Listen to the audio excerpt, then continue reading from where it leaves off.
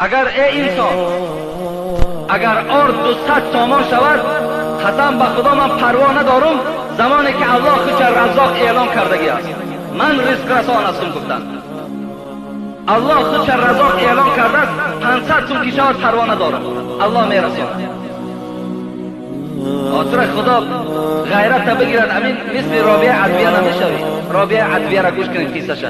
زنک بود، زن میگوید که اگر تمام زمین آهن گردد، آهن دیگر یگان جای کشت و کار نماند، کل زمین آهن گردد، آسمان از باریدن منع شود، تمام مردم روی دنیا اگر عیال من فرزندای من باشد، رابعه عدویه میگه قسم به خدا پروای نان یافتن ایشان ندارم.